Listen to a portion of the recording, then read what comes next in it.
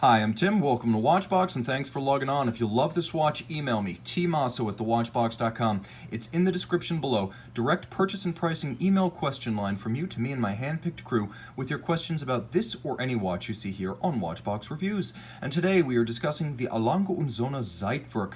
This is the reference 140.032 in rose gold. Launched back in 2009, it immediately won the GPHG Aiguille d'Or, the Grand Prize, effectively Best Picture in the Oscars of watchmaking. It's famous for doing this. Digital jumping time with a dial inspired by an opera clock. The timepiece is 42 millimeters in rose gold by 13.3 millimeters thick and 50 millimeters lug to lug with a 20 millimeter spacing between the lugs. Now the timepiece is substantial. At the time it was launched, it was one of the largest Lange timepieces of all time, not counting pocket watches, of course. In the modern era, 42 is a large watch for a Lange Sohne, and you can see on my wrist 16 centimeters circumference.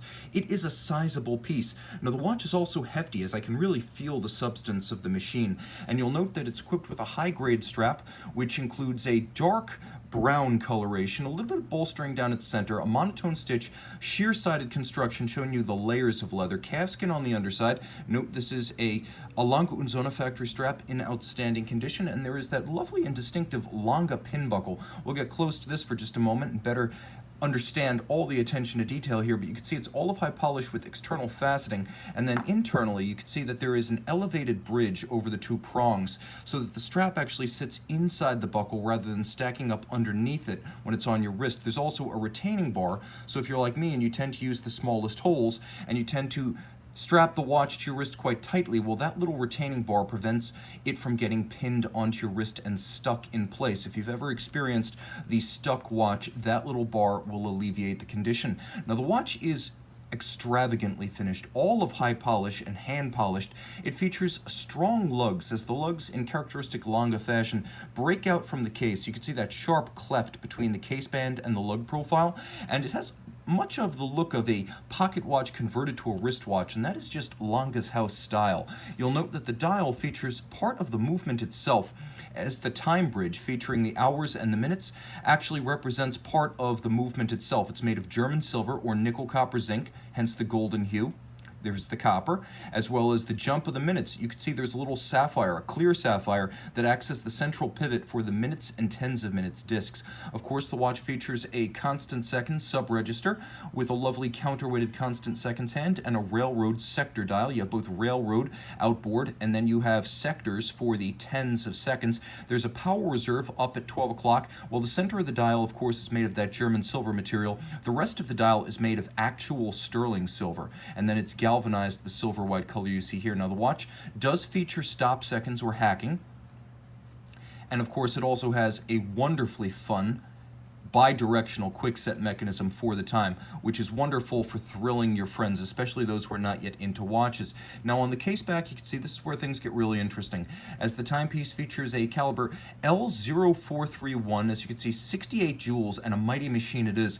There's a Maltese cross stopworks on top of the barrel. That's designed to prevent it from getting overwound and underwound. Underwound defined as the point at which there's no longer enough energy in the barrel to jump the minutes. Now you can see there's a little, if you want to rewind, there's a little pinwheel right underneath my thumb. That slows down the transmission of power as it reaches a second locking lever, and you can see there is a V-shaped lever with two pallet stones.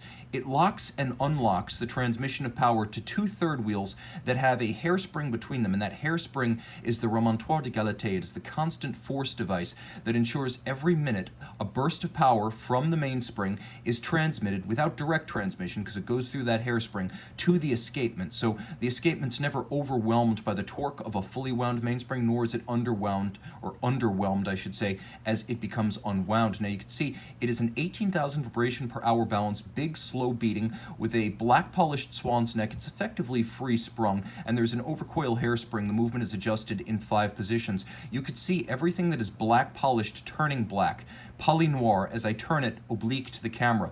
You'll also note that the entire bridge and plate structure is made of that German silver material, the nickel copper zinc giving it its golden hue. You'll note that there are freehand engraved balance cock and escape wheel cock structures, and many fired blued screws are used. There's satin finished steel for the bridge system that acts as the prelude to the remontoire, and then you'll note there are glasuta stripes across the bridges. There's satin finish atop the barrel, black polish atop some of the structures, satin finish on the wheels, engine-turned perlage on the base plate, and a mirrored anglage on the edge of every bridge. This is as good as it gets, and you'll also note there's a little bit of a abstraction that reminds you of a three-quarter style bridge forming the upper bridges surrounding the barrel, as well as the case-back remontoire structure. So all of this designed to reference Saxon watchmaking of the 19th century, and doing so beautifully. Manual wind 36-hour power reserve, so you're going to want to energize this one on a daily basis. And it features a 30-meter water resistance, so it's not a sports watch. It is, however, a rather sporty and raffish rejection of traditional watchmaking norms. Email tmosso@thewatchbox.com to begin your tour of glasuta.